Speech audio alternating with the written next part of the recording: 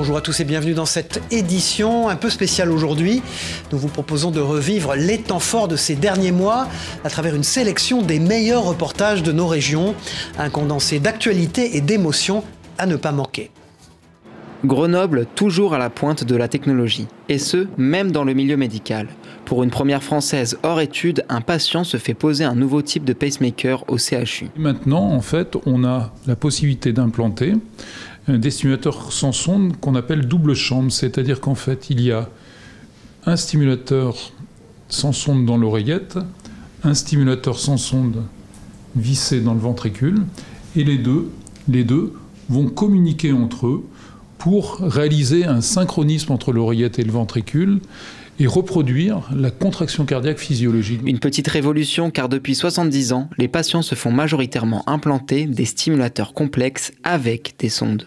Des dispositifs bien plus lourds et donc avec plus de risques de complications. Les maillons faibles de ce système, c'est les sondes, parce qu'elles peuvent se casser, elles peuvent s'infecter, et on peut penser qu'un patient relativement jeune va avoir un certain nombre de pacemakers dans sa vie et que les sondes ne vont pas durer éternellement. Et ces sondes ont un certain nombre de complications, de risques. Les dispositifs sans sonde ont donc beaucoup d'avantages, notamment dans l'implantation qui est simplifiée. On va le ressertir au cathéter pour pouvoir l'amener dans le cœur, dans l'oreillette. Un cathéter est placé au niveau du pli de l'aine où se situe la veine fémorale. Le chirurgien fait remonter la capsule par cette veine jusqu'au cœur. On teste les constantes pour vérifier qu'il est en bonne position et qu'il fonctionne bien. Un seul problème persiste avec ce dispositif, sa longévité qui ne dépasse pas 10 à 15 ans. Pour des patients jeunes comme celui-ci, il faudra sûrement plusieurs remplacements. Un modèle 2.0 est déjà en développement, il s'approcherait d'une mini-centrale se rechargeant avec les battements du cœur, avec une durée de vie presque infinie.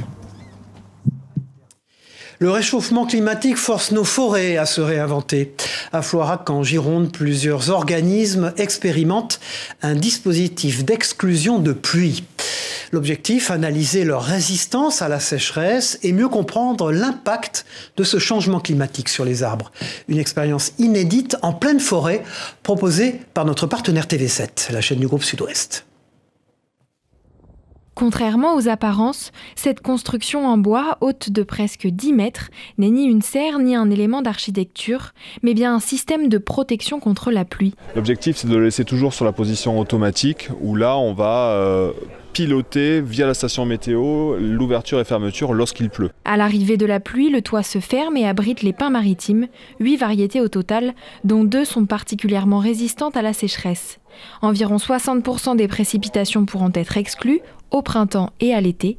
L'objectif, analyser la réaction des arbres soumis au stress hydrique et à la sécheresse, et donc au changement climatique. Tous ces arbres seront instrumentés avec des capteurs qui mesureront en continu leur croissance, la dilatation du tronc, leur stress, le stress hydrique, donc ce qu'on appelle un psychromètre qu'on applique sur le tronc et qui nous donne la teneur en eau du végétal, est-ce qu'il est stressé, est-ce qu'il n'est pas stressé, la quantité d'eau qu'il utilise, ce qu'on appelle le flux de sève, la transpiration de l'arbre, tout ça ce sera enregistré toutes les 30 secondes sur tous les individus qui se trouvent sous le dispositif. Donc ils seront complètement monitorés, comme à l'hôpital, ils auront une batterie de capteurs sur eux pour essayer de regarder leur réponse et notamment à quel moment ils décrochent vis-à-vis d'un stress extrême qu'on va simuler avec ce dispositif. Une expérimentation inédite qui va permettre de poursuivre les études déjà menées en laboratoire en conditions réelles.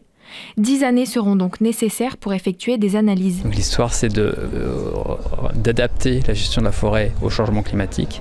Et donc ici même, là, sous le dispositif, de tester les pins maritimes et à l'avenir aussi des chênes sur des conditions de stress hydrique, c'est-à-dire de sécheresse, plus fortes encore que celles qu'on attend dans le cadre du réchauffement climatique, pour anticiper un peu justement la réaction des pins maritimes dans ces conditions-là.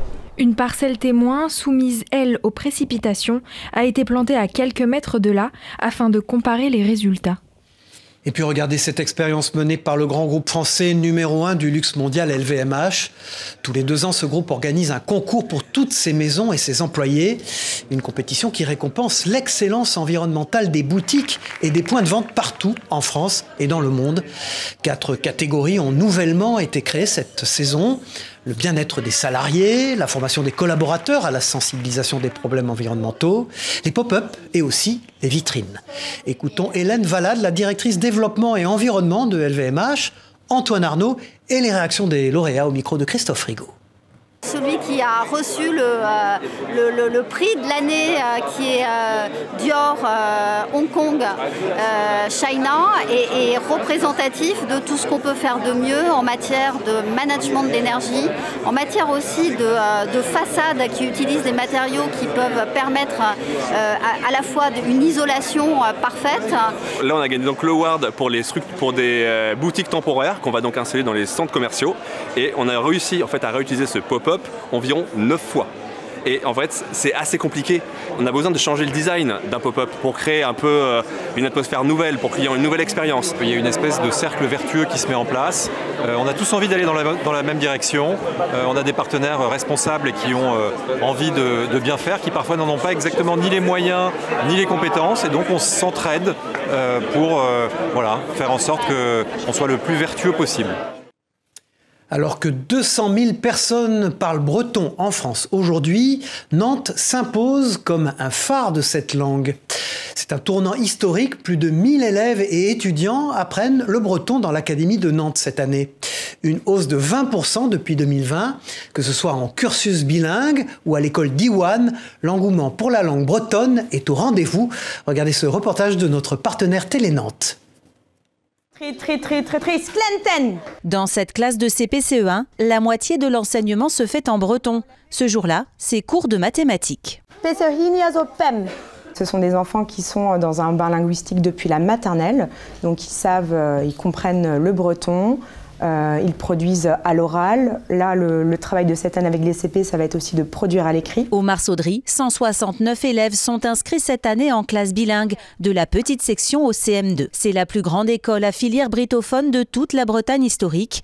Les demandes d'inscription sont en hausse de 20% depuis 2020. Des familles à la recherche d'une diversité linguistique qui deviendra un atout pour leurs enfants. Avec 155 élèves, l'école d'Iwan fait aussi le plein de petits britophones. Ici, l'enseignement du breton se fait en immersion totale. Bonjour, peux vraiment? Ok. Le breton, j'aime bien ça, c'est une langue moins connue. J'aime bien cette idée d'apprendre une langue pas connue par les gens et de la faire découvrir. Comme cette langue était un peu disparue, les écoles bretonnes, ça nous permet de les faire renaître. Un développement dont se félicite la ville de Nantes, moteur sur la question depuis 2020, avec la nomination d'un adjoint en charge des enjeux bretons. La hausse des effectifs a une explication historique selon lui. La cité des Ducs de Bretagne n'appartient pas à la région administrative intitulée Région Bretagne. Donc ce paradoxe a des conséquences. C'est notamment une forte envie de Bretagne, mais notamment une forte envie de langue bretonne. Tout ça associé à un fort volontarisme de la ville de Nantes, ça se traduit par une forte augmentation des effectifs. Pour structurer cet essor, la ville a demandé un conventionnement avec l'État dès 2022. Elle attend toujours sa réponse. Créée par 2 habitants du territoire, une entrepreneuse et un agriculteur, dans l'objectif de permettre aux maraîchers de l'Isère d'avoir accès au marché de la restauration collective, AB Épluche approvisionne les cuisines collectives iséroises en légumes locaux préalablement épluchés, lavés et coupés. Depuis octobre, l'entreprise élargit son offre en proposant des légumineuses cuites et conditionnées sous vide grâce à sa nouvelle conserverie. Son objectif, créer un lien entre les agriculteurs et les cantines. Potimarron, carottes et choux, les légumes d'hiver sont dans toutes les cantines iséroises. Mais avant d'être servi, le légume brut est traité par AB Épluche. Créée en 2012, la légumerie du Fontanil-Cornillon a pour but de tisser un lien entre les producteurs locaux et les cuisines collectives. C'est vraiment un travail qui va vraiment de la source, c'est-à-dire du producteur, qui nous amène ses légumes lui-même ici. Nous ensuite, on va les stocker, on va les éplucher, les laver, les couper, les conditionner et les renvoyer dans les cantines. C'est la plus grosse période pour nous, paradoxalement, l'hiver de légumes, puisque c'est là où on a le plus de légumes. Au printemps, on a peu de légumes parce que tous les légumes de gare sont épuisés. Alors pour travailler toute l'année, l'entreprise a lancé une conserverie et y prépare des légumineuses. Riches en protéines, elles peuvent remplacer la viande pour les menus végétariens. La légumerie encourage les agriculteurs isérois à cultiver des légumineuses et souhaite même développer une filière. Pois chiches, haricots rouges, haricots blancs, flageolets, c'est toutes des choses qui sont difficiles à préparer en cantine quand on veut les faire en sec, puisqu'il y a une phase de trempage, et donc qui est très très longue.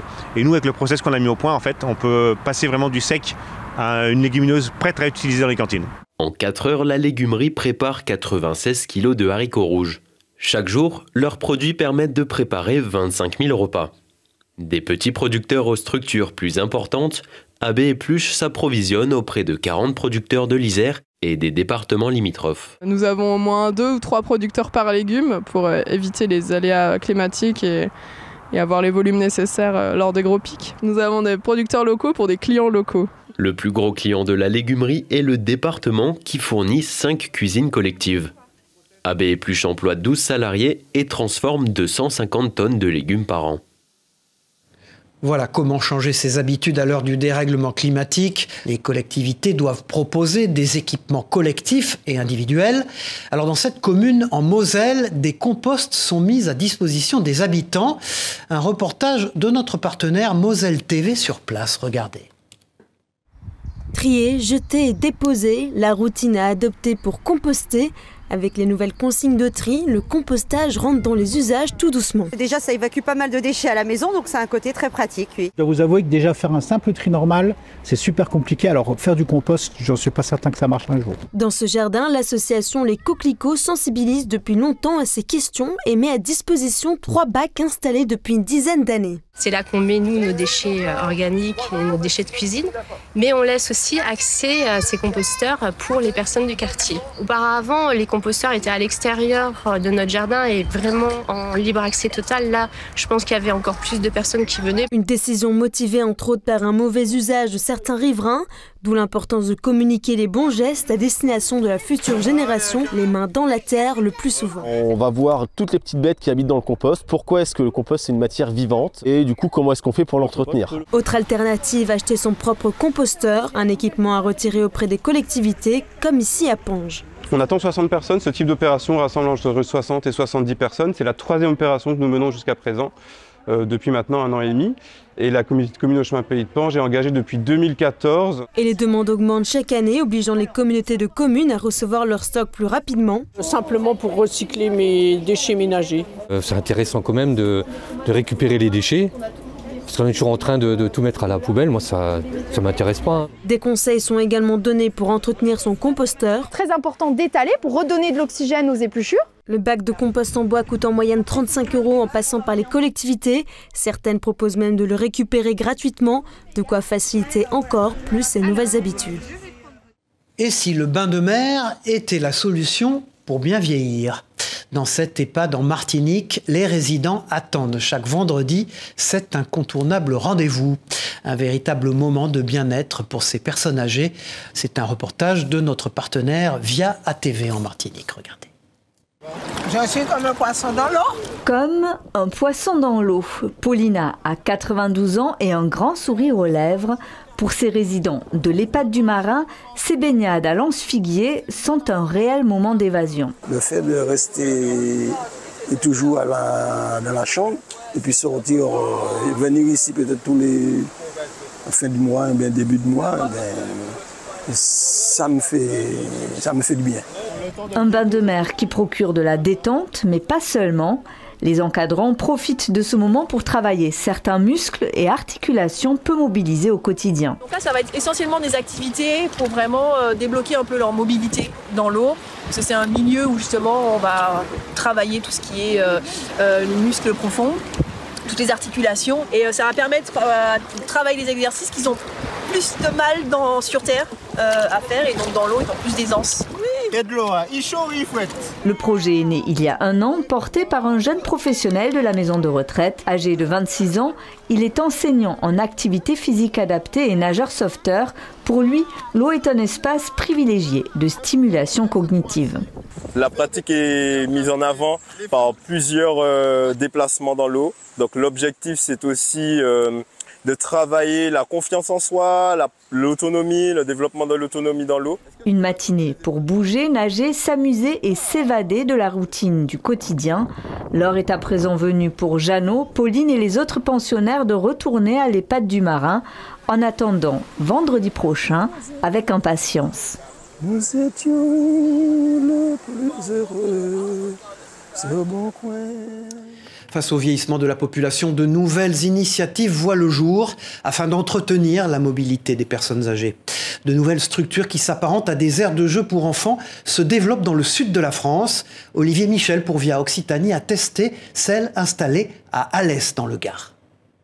La structure a tout d'une aire de jeu pour enfants, à laquelle il ne manquerait que le toboggan. En réalité, il s'agit là d'un parcours santé pour seniors. Et c'est bien, ça fait un petit exercice en plus de notre gymnastique. Au début, je croyais que c'était pour les gamins parce que vu la hauteur, tout ça.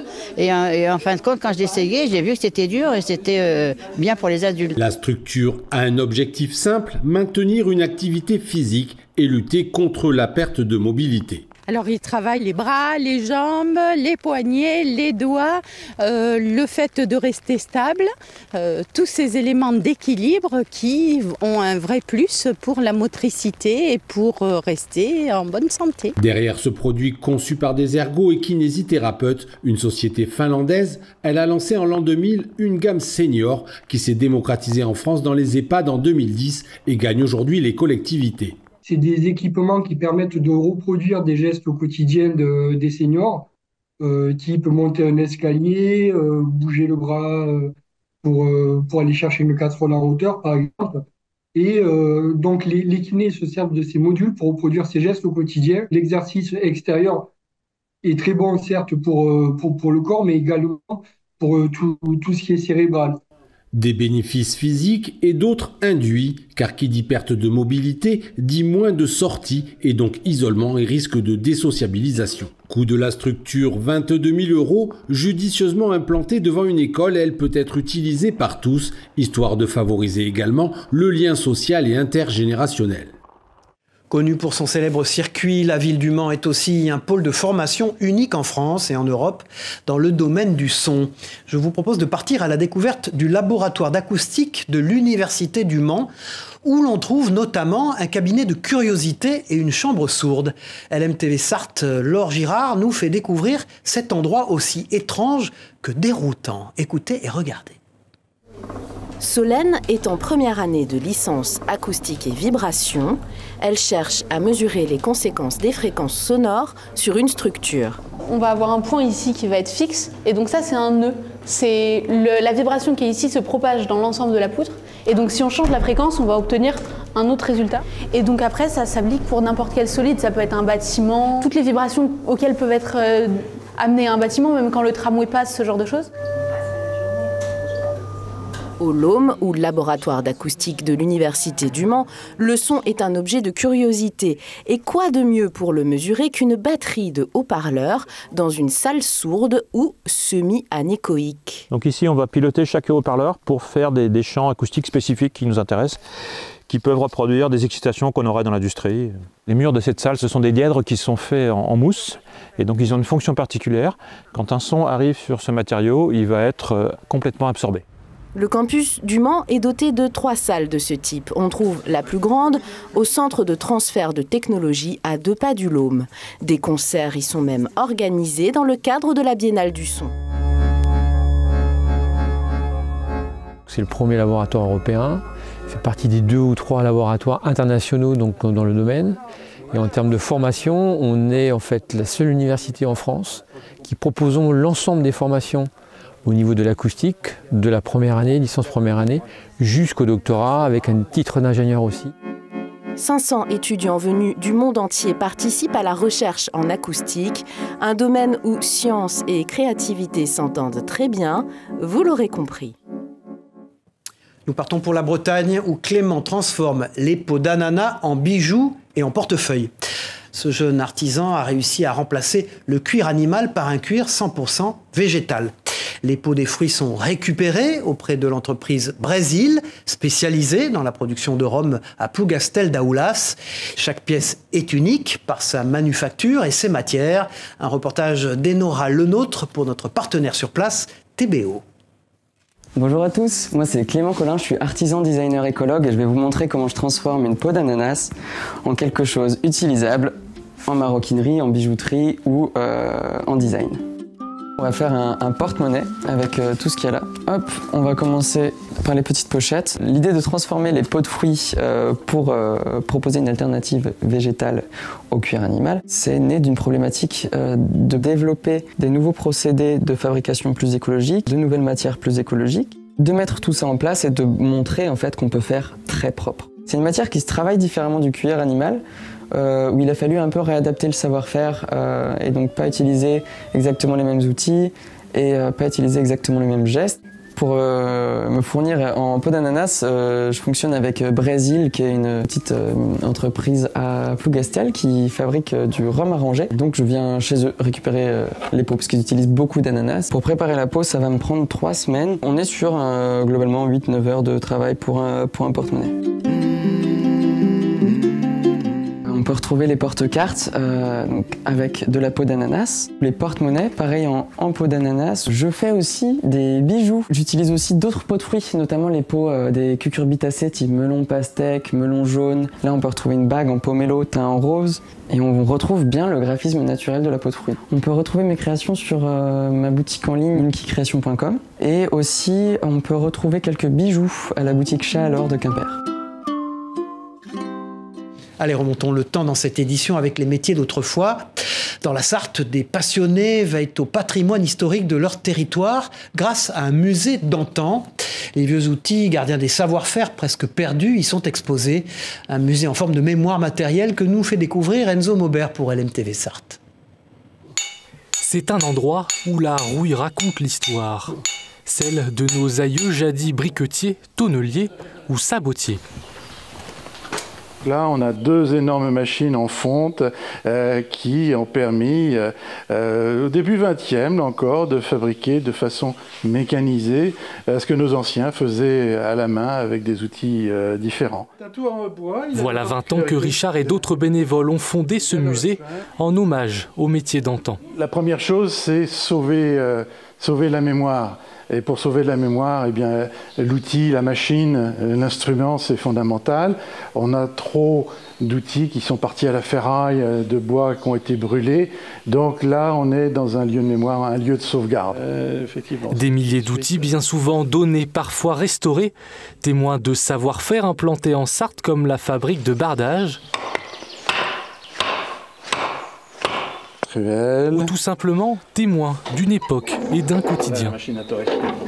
On a des pièges pour prendre les taupes, on a la cisaille pour tailler la haie, on a aussi les accessoires de la cheminée, on a des trépieds. C'est à l'occasion du départ d'un paysan, quand il part à la retraite, il y a toujours du fourbi. Alors justement, le fourbi, c'est ce qui nous intéresse. Ce sont des outils souvent anciens, ils sont même parfois cassés, il manque un manche, etc. Ils ne servent plus à personne.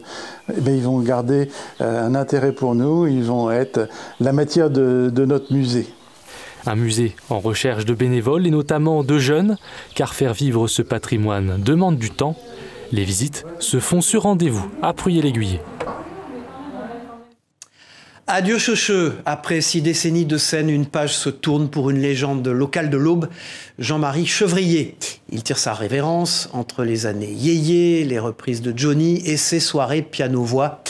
Il performait son tout dernier concert avec son groupe, les Frock & Roll, à la Chapelle Saint-Luc d'ailleurs. Notre partenaire Canal 32 a eu la chance d'y être invité. Regardez.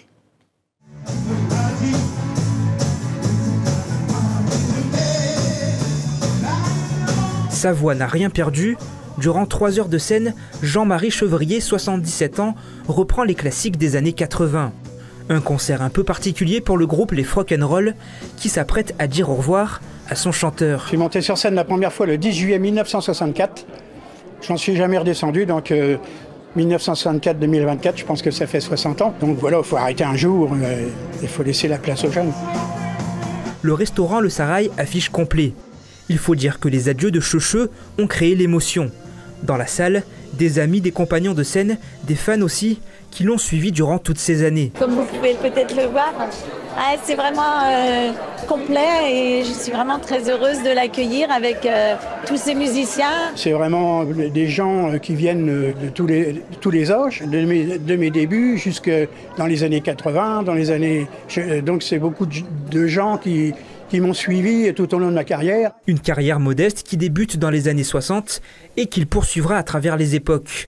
Plus d'1 millier de dates aux 4 coins du département, des souvenirs qu'il a consignés dans un petit livre, La musique dans la peau. J'ai passé toutes les étapes, donc les yéyés, le rock des années 60, la variété des années 70, toutes les années 70, 180, Après, en tant que DJ, voilà, j'ai vu passer, se former des couples. Son groupe de rock, une ultime page qui va donc elle aussi se tourner après 15 ans de camaraderie. Ça fait tout le temps un petit pincement au cœur. Après, la scène c'est fatigant, hein, voilà. Donc on va faire un peu un renouveau au niveau du groupe. Mais bon, il sera toujours présent, les concerts, il sera peut-être là aussi un peu. Hein. J'admirerais, peut-être en chanter une ou deux. Voilà. Mécanicien de carrière et chanteur de son état. L'heure de profiter de la retraite auprès de sa famille. Au revoir à tous et merci d'avoir suivi le Grand JT des Territoires, spécial fête de Noël. On se retrouve très vite pour une nouvelle édition. Bonne fête de Noël à tous.